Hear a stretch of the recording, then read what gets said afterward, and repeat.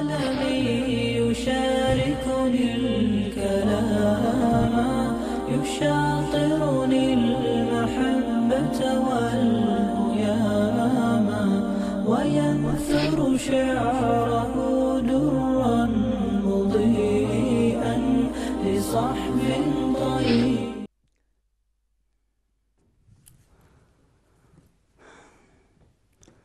أعوذ بالله من الشيطان الرجيم. بسم الله الرحمن الرحيم. الحمد لله نحمده ونستعينه ونستغفره ونعوذ بالله من شرور أنفسنا ومن سيئات أعمالنا. من يهده الله فلا مضل له ومن يضلل فلا هادي له. أشهد أن لا إله إلا الله وأشهد أن محمدا عبده ورسوله. أما بعد barliq hamd sanolar olamlarning parvardigori Alloh taologa xosdir. Payg'ambarimiz Muhammad Mustafa sallallohu alayhi va sallamga, oila a'zolariga, sahobalarga va u zotga go'zal axloq bilan ergashgan barliq mu'min musulmon qarindoshlarga Allohning salomi va barakati bo'lsin. Assalomu alaykum va rahmatullohi va barakatuh. Aziz mu'min musulmon qarindoshlar, bugun biz mal dunyoni Alloh yo'lida sarf qilishning fazilati haqida ikkinchi darsimizni o'tamiz. An Anas radhiyallohu anhu qala ما سئل رسول الله صلى الله عليه وسلم على الإسلام شيئا إلا أعطاه ولقد جاءه رجل فأعطاه غنما بين جبلين فرجع إلى قومه فقال يا قوم أسلموا فإن محمدا يعطي عطاء من لا يخشى الفقر وإن كان الرجل لا يسلم ما يريد إلا الدنيا فما يلبث إلا يسيرا حتى يكون الإسلام أحب إليه من الدنيا وما عليها. رواه مسلم. Anas radhiyallohu anhudan rivoyat qilingan hadisda mundaq deyiladi. Payg'ambar alayhisolamdan islom uchun har qachon biror narsa so'ralsa, uni beradi dedi. Hech qachon yo'q degan gapni qilmaydi. Bir kishi payg'ambar alayhisolamning yeniga bir narsa so'rab keldi. Payg'ambar alayhisolam uningga ikki tog' orasidagi qo'ylarning hammasini berib etdi dedi. Mana shu qo'ylarning hammasi sening deb. Shundoq zamonlar bo'ldi ekanki, payg'ambar alayhisolamning zamonasida nihoyatda mol dunyo ko'payib ketib qoldi. Xoligancha sanamasdan, o'lchimasdan ashunda berib o'tadigan bo'lib qoldi. Kunlarning birida ham bir kishi kelib, "Ya Rasululloh, menga biror narsa bering, men kambag'alman" dedi. "Mana bu vodidagi ikki tog'ning orasidagi qo'ylarning hammasi sening oladi" dedi.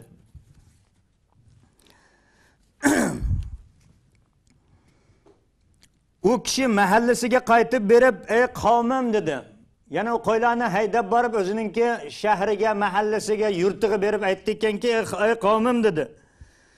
"Musulmon bo'linglar" dedi. Xalqiga borib aytdi. Haqiqatan Muhammad alayhissalom o'zi kambag'al bo'lib qolishdan qo'rqmaydigan kishidek, mana shu qo'lida bor narsani berib o'tadi ekan. "Meni berib versam, men kambag'al bo'lib qolsam qanday bo'ladi" deb o'ylamasdan, qo'lida kambag'al bo'lib qolishdan qo'rqmasdan, qo'lida nima bo'lsa shuni berib o'tadi ekan so'ragan insonlarga. Men ham so'rabdim, mana shu qo'ylarning hammasini berdi. "Sizlar musulmon bo'linglar, Muhammad ana shunday sehiy inson ekan" deb berib, xalqiga berib, mana bu so'zni aytdi. Deydi ekanki, "Garchi bir kishi mol dunyo uchun musulmon bo'lgan bo'lsa-mu" dedi. "Uzun o'tmaylar islom u kishi uchun dunyo va dunyodagi barliq narsalardan suyumlik bo'lib ketadi" dedi. Boshlanishida bu inson, ba'zi bir insonlar payg'ambar alayhisolamdan mol dunyoni qo'lga keltirish maqsadida islomga kirgan bo'lsa ham, iymon keltirgan bo'lsa ham, kunlarning o'tishi bilan barbara iymon u insonning qalbiga mustahkam o'rnagandan keyin ular dunyoga parvo qilmaydigan bo'lib qolgan aziz qarindoshlar. Payg'ambar alayhisolamning sahiyligi mana shunday edi. Sanamasdan, hisoblamasdan nima bo'lsa qo'lida kim so'rab kelsa berib o'tadi, alayhisan bo'lsin. Shuning uchun mana bundaq narsa Payg'ambar alayhisolamning ummatidagi insonlarda ham mana shunday xislat, fazilatlar albatta bor aziz qarindoshlar. Qanchilgan sahiy insonlarning tufaylidan dunyo mana shunday ketyotdi. Dunyoda mana shunday yaxshi insonlar yer yuzida qolmaganda ana shu hammamiz bilganidek qiyomat qoyim bo'ladi aziz qarindoshlar. Shuning uchun qanchilgan sahiy, qanchilgan yaxshi insonlarning nimasi bilan dunyo mana shunday ketyotdi aziz qarindoshlar.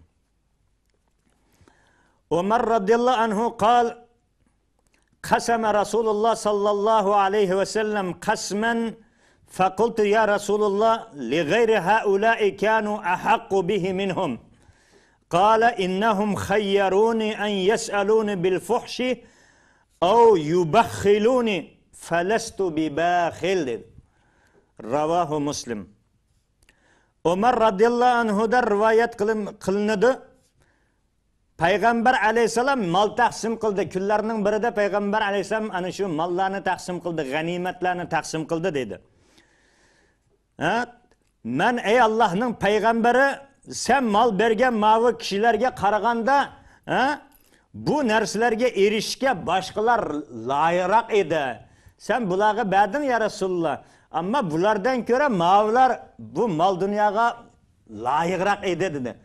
Yani bularninki imanı aciz mana insonlarning. Mana insonlar haqiqiy mu'min musulmonlar. Shuning uchun bularga bermasdan sen malaga berganingda yaxshi bo'ladi degan ma'noda Umar radhiyallohu anhu degan edi. Payg'ambar alayhisalom aytdikanki, ular iymonning ojizligidan mendan so'rashda ching turib oldi.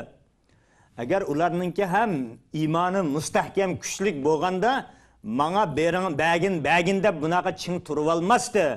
Iymoni ojizligidan ching turib oldi. Shuning uchun men ularga berdim dedi. Men ularga so'rg'inni berishim kerak. Shu ching turib olganlik uchun men ularga berdim dedi. Bo'lmasa ular meni bexil deyishi mumkin dedi. Amaliyotda esa men hargizmi bexil emasman dedi. Yana Allohning payg'ambariga ana shu insonlar, iymoni ojiz insonlar bexil deb tuhmat chaplamasligi uchun yana ana shu insonlarga rahim qilib payg'ambar alayhisalom ana shularga haq etmagan bo'lsa ham shularga ana shu g'animatlarni berdi. Abu Hurayra radhiyallohu anhu da rivoyat qilingan hadisda payg'ambar alayhisalom mundaq deydi: "Ma naqasat sadaqatun min malin wa ma zadallohu 'abdan bi'affin illa izzan وَمَا تَوَاضَعَ أَحَدٌ لِلَّهِ إِلَّا رَفَعَهُ اللّٰهُ عَزَّ وَجَلَّ." Bu ham Müslim'den rivayet kılınan hadis bulup, bunda Peygamber aleyhisselam mundaq deydi: Sadaka malını kemaytmaydi deydi. Kemaytvetmaydi. Bir insan başkalarga sadaka qilish bilan mal dunyosini sarflash bilan Allah yolida bu mal dunyo hargizmi kemlab ketmaydi. Bunu Peygamber aleyhisselam aytadi aziz qarindoshlar. Allah Taala ham aytadi. Shuning uchun hech kim o'ylamasinki, men pulimni berivetsem, mani berivetsem, endi menda pulim qolmay qoladi, mal dunyo ham ko'payib, yo'qolib ketib qoladi, mal dunyosiz qolaman deb o'ylamasin. Allah yo'lida bersangiz, Allah sizga u mal dunyoninki nimasini to'ldirib beradi? Kam qolgan joyini to'ldirib berdi. Xuddi oldingi darsimizda ham o'tdikki, ikki dona farishta kelib ana shu inson uchun duo, sahiy inson uchun duo qiladi ekanki, ey Robbim, mana bu sahiy insonninki xashligan pulining nimasini to'ldirib bergin deb duo qiladi ekan. Ana shu bexil insonga bo'lsa, ey Allohim, mana bu bexilning mol dunyosini yo'q qilib etgin deb duo qiladi ekan. Shuning uchun Allah yo'lida berilgan sadaqa hargiz mol dunyoni kamaytib etmaydi. Dunyoga barakat ustiga barakat qo'shadi aziz qarindoshlar. Shuningga iymonimiz mustahkam bo'lmog'i lozim. İmanımız aciz bo'lib, buni beraversam qo'limda pul qolmaydi. Mani beraversam mal nimam tugab ketadi. Manda nim bilan bo'ladigan bo'lsa, aziz qarindoshlar, bu ish yaxshi bo'lmaydi. Qanchalik qo'limizdan kelsa, bersak shunchalik Alloh taolo shu joyni to'ldirib beradi ekan. Yana bu hadisning davomida aytadi ekanki, "Va ma zadallohu abdan bi'affin illa izzan" dedi. Har qandaq bir banda kechirimchan bo'ladi ekan, Alloh uning izzatini ziyoda qiladi deydi. Nahayat oddiy arzimagan ishlarga ham biz ochchig'imiz keladigan bo'lib, adovat tutadigan bo'lib, g'azab nafrat qiladigan bo'lib qilsak bo'lmaydi ekan. Nahayat nima bo'lishimiz kerak ekan? Kechirimchan, afuchan, mehr shafqatlik bo'ladigan bo'lsak, mana shu bizning har bir ko'yimchanligimiz uchun, mehr shafqatligimiz uchun Alloh taolo bizning izzatimizni yanada ziyoda qiladi ekan. Albatta hammamiz izzatimizning ziyoda bo'lishini xohlaymiz. Shuning uchun insonlarga kechirimchan, bo'pti hech qisi yo'q.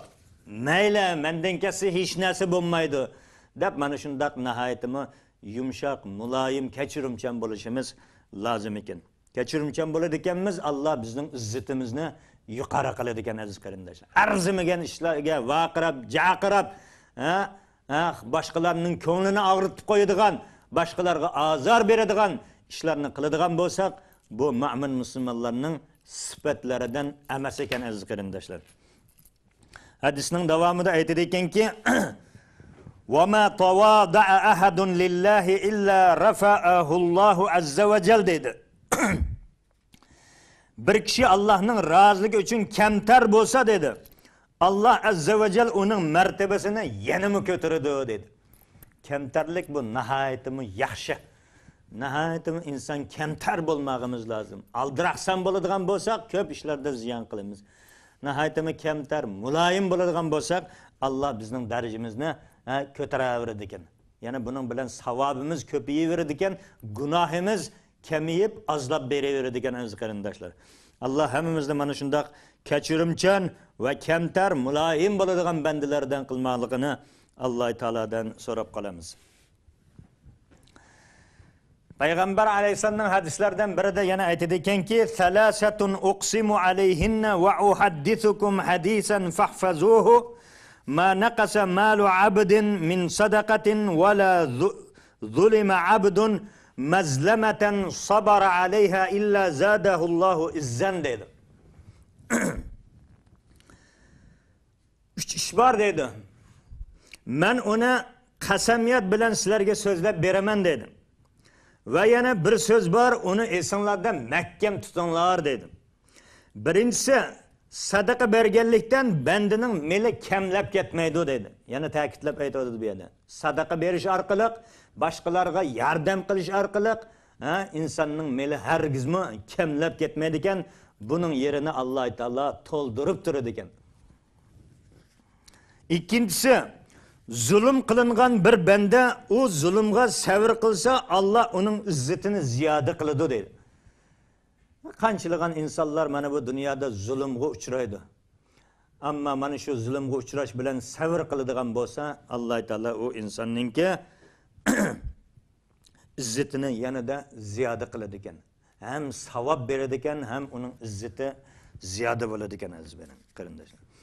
Üçüncüsü, bir banda tilamchilikning eshigini ochsa, Alloh taolo uningga qalandachilikning eshigini ochib o'tadi. Bir inson tilamchilik qilib o'tib ketadigan bo'lsa, mayli bu ko'chada tilamchilik qilish emas, boshqa zamonaviy tilamchiliklar ham bo'ladi. Masalan, uning oldiga berib andaq, buning oldiga berib mandaq qiynalib qoldim, u oldim, bu oldim deb. Ya'ni ishlamay, mana shunday uni oldiga borsak, ishchi arab rahm qilib bizga yordam qiladi ekan, buni oldiga borsak nima qildi ekan, shunday qilib kunimizni o'tkazsak bo'ladi ekan. O'zimizni qishnab bu yerda ishlab, berib, charchab nima qilgandan ko'ra, mana shunday qilsak ham bo'ladi ekan deb, mana shunday insonlardan tilaydigan yo'lni u inson o'ziga nima qilib oladigan bo'lsa, Alloh taolo ana shu insonni umr bo'yi tilamchilik qilib o'tib ketadigan insonlarning nimasidan qilib qo'yadi ekan. Bundaq ishdan, tilamchilikdan Allohning o'zi hammamizni asragan bo'lsin aziz qarindoshlar. Xo'sh.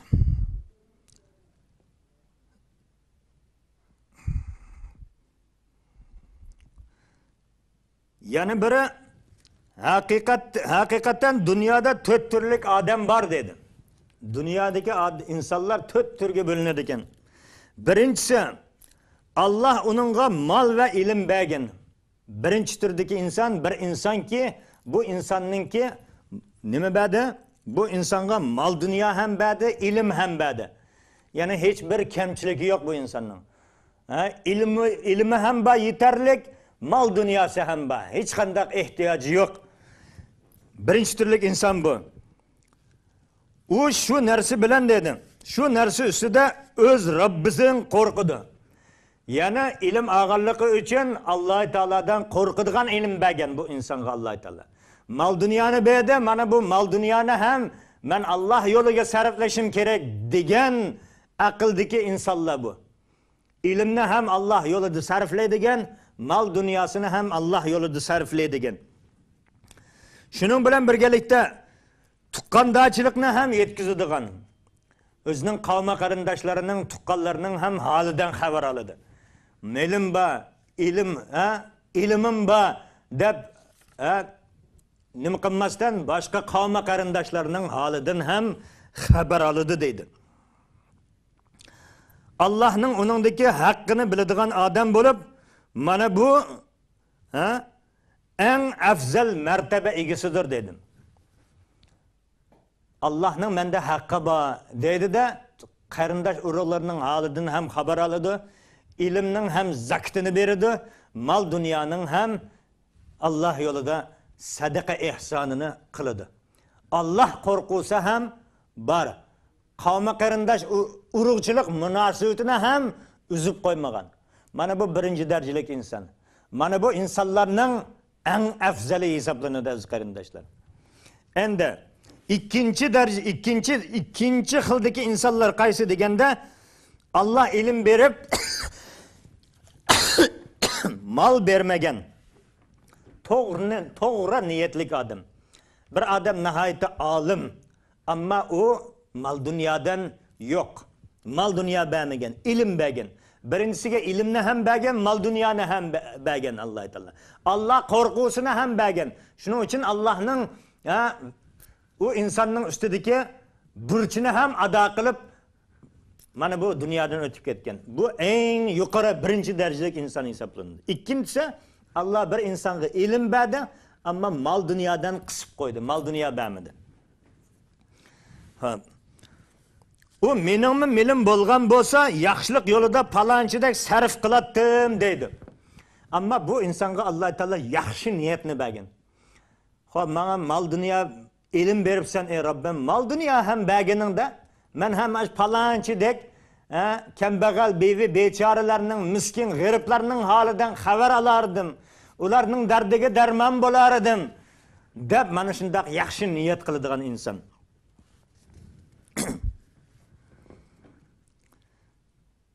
Uning niyatigimi ajr beriladi. Mana shu niyati yaxshi bo'lganligi uchun Alloh taolo ana shu insonning niyatiga ham yaxshi mukofot beradi ekan. Mol dunyosi yo'q, sarflaydisa, ammo ko'ngli yaxshi, niyati yaxshi. Alloh taolo haqiqatan berganda ana shu birinchi darajalik insonga o'xshab, ilmini ham sarflaydi, mol dunyosini ham sarflaydi. Ammo Alloh taolo bu insonni sinash uchun faqat ilm berdi, mol dunyo bermadi. Shuning uchun bu inson yaxshi niyat qilib o'tib ketdi. Niyati durust bo'lganligi uchun bu insonga Alloh taolo savob beradi. Chunki payg'ambar alayhisolamning hadisida mundaq deyilgan.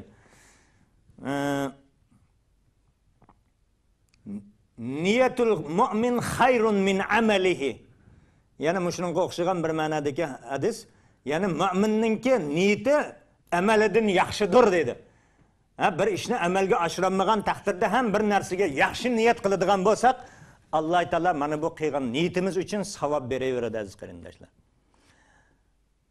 Menga Alloh alanchi Xudo xolisa men nim bo'lganimda mandaq ishlarni qilaman deb yaxshi niyatni qildik. Ammo Alloh taolo ana shu narsaga yetkazmagan bo'lsa ham qilgan niyatimiz uchun savob olamiz. Ammo ana shu narsani Alloh taolo yetkazganda ana shu narsani amalga oshiradigan bo'lsak, 10 hassadan 700 hassagacha Alloh xohlagancha savobga erishishimiz mumkin. Ammo yaxshi niyat nihoyatda muhim. Mu'min kishi yaxshi niyati uchun ham mukofot savob oladi aziz qarindoshlar.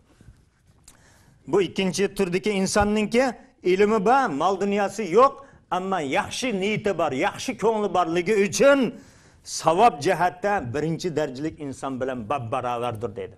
U inson bilan qilishmaydi.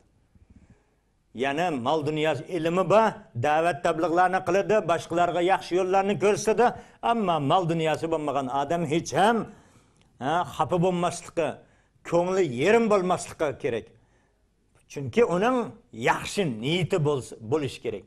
Yaxshi niyati bo'lsa, ana shu yuqoridagi insonga o'xshab, birinchi darajalik savobga ega bo'laveradi. Uchinchi, Allah mal berib ilm bermagan. Bir insongaki Alloh taolo nihoyatda ko'p mol dunyo berdi, ammo ilm bermadi. Ilm bermadi. O'z boyligi ichida nodonlarcha izib yurgan odam bo'lib, u milini qalaymaqan ishlatishga Allohdan qo'rqmaydi. Bu insonning ilmi yo'q, uchinchi darajalik insonning. Ammo mol dunyosini haytimi ko'p. Ammo mol dunyosini bu inson kas-kelmas yo'llarga sarflaydi, ishlatadi, qalaymaqan yo'llarga. Allah rozi bo'lmaydigan yo'llarga sarflaydi. Qarindosh urug'chilik munosabatini ham ado qilmaydi. Qarindoshlari bilan ishi yo'q, parvoyi falak, boshqalar bilan aralashib o'tadi. Boy bo'lishiga qaramasdan o'zininki yaqin qavm qarindoshlarining holidan xabar olmaydi. Va u malda Allohning haqqi bor deb bilmaydi. Malni menga Alloh taolo beribdi, Allohning haqqini ado qilay, Allohning haqqini berib o'tay degan o'y fikr ham u insonda yo'q. Mana bu eng rezil odamdir dedi. Mana bu insonlarningki eng yomonidir. Allah mal dunyo berdi, ilm bermadi. Ammo bergan mal dunyoni qalaymaqan yo'llarga sarfladi. Hatto o'zining yaqin qavm qarindoshlarining holidan ham xabar olmasdan o'tib ketdi. Allah bergan mal mulkni yaxshi yo'lga sarflamay, yomon yo'llarga sarflaganligi uchun bu dunyodagi insonlarning eng rezil insonidir dedi. Eng yomon, eng iflos insoni mana shu bo'ladi dedi. Bu uchinchi darajalik inson. Endi to'rtinchi darajalik inson bo'lsa, Allah malmi, ilmmi bermagan. Bu insonga Alloh taolo ilm ham bermabdi, mal dunyo ham bermabdi. U meningmi milim bo'lgan bo'lsa, albatta palonchidek ana shundaq qalaymaqa yo'llarga sarflab maishatda yashagan bo'lar edim.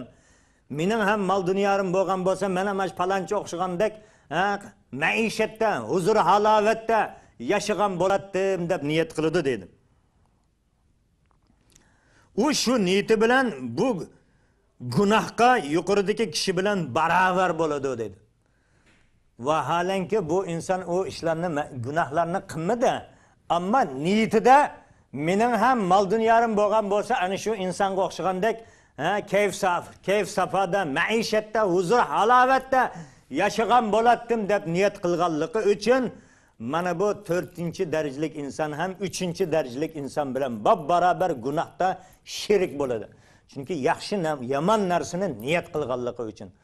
Aziz qarindoshlar, shuning uchun mana bu mal dunyoning ham, ilmning ham hamma narsaning so'rig'i bor. Shuning uchun mana bu narsalardan sog' salomat o'tib olishimiz uchun Allah bergan mal dunyoni Allah rozi bo'ladigan yaxshi yo'llarga sarflashni o'ylamog'imiz va shu yo'llarga sarflamog'imiz lozim. Shuning bilan birgalikda ilmni ham Allah rozi bo'ladigan yaxshi yo'llarga sarflab Allohning roziligiga erishishga harakat qilmog'imiz lozim. Allah hammamizni mana bundaq birinchi va ikkinchi darajalik insonning qiladigan ishidek ishlarni qilishga Alloh taolo hammamizni muvaffaq qilsin. 3-va 4-darajalik insonlarning ishidan Alloh taolo hammamizni o'z panohida asragan bo'lsin.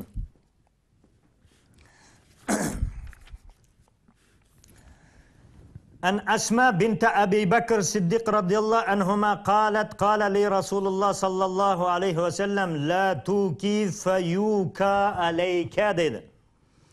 va fi rivoya anfiqi aw anfihi aw andihi va la tuhsi fayuhsi Allahu alayka va la tu'i fayu'i Allahu alayka muttafaqun alayh. Asma binti Abu Bakr Siddiq radhiyallohu anhuning mundaq deganligi rivoyat qilinadi azqin. Payg'ambar alayhisalom menga dedi: "Yo'shirib qo'ymang, sizmi yo'shirilib qolasiz" dedi. Bu nima degani? Ya'ni qo'lingizda bor narsani siqib elib qo'ymang, sizgimi Alloh taolo tarafidan siqib qo'yiladi, uzib qo'yiladi dedi. Qo'lingizda bor narsani Alloh roziligi yo'lida sarflaginki, Alloh yana sizga bersin dedi. Qo'lingizda bor siqib mana shunday Alloh yo'lida sarflamaydigan bo'lsak, Alloh ham bermay qo'yishi mumkin, siqib qo'yishi mumkin aziz qarindoshlar. Yana bir rivoyatda Alloh yo'lida xashlang dedi. Siqib elib qolmang dedi. Bo'lmasa Allohmi sizgimi siqib o'tadi. Ishib qolgan narsangizni muhtojlardan aymang dedi, ishib qolgan narsalarni. Allohmi sizdan ayab qolmasin dedi. Shuning uchun mana bu hayoti dunyoda ata nim bo'lishini bilmaymiz. Shuning uchun bu hayoti dunyoda qo'limizdan kelgancha baqadri imkon Allohning yo'lida mol dunyomizni sarflaydigan bo'lsak, oxiratligimiz uchun zaxira bo'ladi. To'plangan xazina, boylik bo'ladi bu. Chunki dunyodan hech kim o'zi bilan birga mol dunyoni elib ketalmagan. Mana bu dunyoning o'zida qoladi. Hattoki men bilan birga mana shu mol dunyoimni qabrga ko'mgin degan taqdirda ham, qabrga ana shuning bilan birga mol dunyo ko'milgan taqdirda ham shu kunning o'zida va yoki bir necha kun ichida ana shu qabrlarni ko'linib, mol dunyoni uningdan ilib ketishi mumkin insonlar. Mol dunyo hargiz qabrda u bilan birga qolmaydi aziz qarindoshlar. Hattoki tilla tishini olmasdan ana shu qabrga ko'milgan insonlarning qabrni ichib tilla tishlarini sug'urib olib, olib chiqib setib xashlagan insonlarni anglagan edik aziz qarindoshlar. Hatto tilla tishini, oltin tishini, oltin tishi bilan ko'milgan insonlarni ham qabrdan ichib, ana shu oltin tishlarini sug'urib, ana shu oltinni setib xashlagan badbaxt, namard insonlarni ham anglagan edik aziz qarindoshlar. Shuning uchun bu dunyo hech kimga asqatmaydi. Dunyoni ana shu Alloh yo'lida sarflaydigan bo'lsak, ishlatalisak, ilmni ham, mol dunyoni ham Alloh yo'lida sarf qila olsak, bu dunyo bizning oxiratligimiz uchun asqatadi. Shuning uchun o'zimiz halokatga atmaylik, qo'limizdan kelgancha saxiy, mu'min, muttaqi bandalardan bo'lmoqlikka harakat qilaylik aziz qarindoshlar. Xo'sh. قال رسول الله صلى الله عليه وسلم من تصدق بعدل تمرة من كسب طيب لا يقبل الله إلا طيب فإن الله يقبلها بيمينه ثم يربيها لصاحبها كما يربي أحدكم فلوه حتى تكون مثل الجبل. Payg'ambar alayhisalom hadislardan birida mundaq deydi: kimki halol kasbidan bir tal xo'lma chog'liq narsani sadaqa qilsa dedi. Haloldan tepib bir tal xo'rma qadar keladigan narsani ham Alloh yo'lida sadaqa qilsa dedi. Alloh haqiqatan uni o'ng qo'li bilan qabul qiladi dedi. Alloh faqat pok narsani qabul qiladi. Halol narsani, haloldan tepib sarflagan narsani qabul qiladi. Bir kishining mol dunyosini o'g'irlab, men buni Alloh yo'lida sarflay, Alloh yo'lida sadaqa ihson qildim desa, mana buni qabul qilmaydi aziz qarindoshlar. Alloh yo'lida sadaqa ihson qilish uchun mana shu peshonisini tarlatib, inson haloldan tepib sarflamog'i lozim. Boshqalarning mol mulkiga ko'z olaytirib, bulang talang qilib, uni keyin Alloh yo'lida sarflaydi desa, Alloh taolo bunday sadaqani qabul qilmaydi. Mana shu halol bilan mana shu qilgan kichikgina sadaqani bo'lsa ham Alloh taolo bu sadaqani ana shu inson uchun nihoyatda ko'paytirib beradi ekan. Bu o'zi kichik sadaqa, ammo haloldan qilinganligi uchun Alloh taolo mana bu sadaqani nihoyatda yo'g'ontadi ekan, yo'g'ontadi ekan. Allah nihoyatda ahamiyat berib, mana bu sadaqani nihoyatda yo'g'ontadi ekan. Chunki bu inson yo'g'on sadaqani qila olmadi. Qurbi ana shu kichik sadaqaga kuchi yetdi, haloldan topib, halol yerga sarfladi. Shuning uchun Alloh taolo mana bu kichkina sadaqani bo'lsa ham Alloh taolo o'zining huzurida mana buni nihoyatda yo'g'ontadi ekan. Ko'paytirib yo'g'ontadi ekan. Kichik, ammo haloldan bo'lganligi uchun Alloh taolo nihoyatda yo'g'ontadi ekan. Xuddi sizlarning biringlarning tiyini beqib cho'ng ot qilib etgandek, kichik bir taychoqni beqib yo'g'on ot qilib etgandek, Alloh taolo ana shu sadaqani cho'ngaytirdi ekan. Hatta u sadaqa tog'dek bo'lib ketadi dedi. Misl jabal. Ya'ni kichkina arzimagan sadaqa haloldan tepib qilganligi uchun, boshqa narsaga qurbi yetmaganligi uchun, xo'michilik bir sadaqani qilganligi uchun Alloh taolo ana shuni tog'dek qilib ko'paytirdi ekan. Shuning uchun aziz qarindoshlar, mana shu sadaqa ihson qilishda ham haloldan tepib, halol yo'llarga sarflashga Alloh taolo muvaffaq qilsin. Haromdan tepib sadaqani sarflasak, buning ham nimasi bo'lmaydi aziz qarindoshlar. Savobi bo'lmaydi. Az yesak ham haloldan topaylik, az sadaqa qilsak ham haloldan topganimizdan sadaqa ihson qilaylik. Haromdan Alloh taolo hammamizni o'z panohida asragan bo'lsin. Mana bu darsimizni Alloh taolo hammamizga foydali darslardan qilsin. Mana bu darslarni anglab, mana bu darslarda so'zlangan hadisi Rasulullohga amal qiladigan mu'min muttaqi bandalaridan qilishini Alloh taoladan o'tinib so'raymiz. Keyingi darsimizda uchrashguncha xayr, omon bo'linglar. Vassalomu alaykum va rahmatullohi va barakatuh.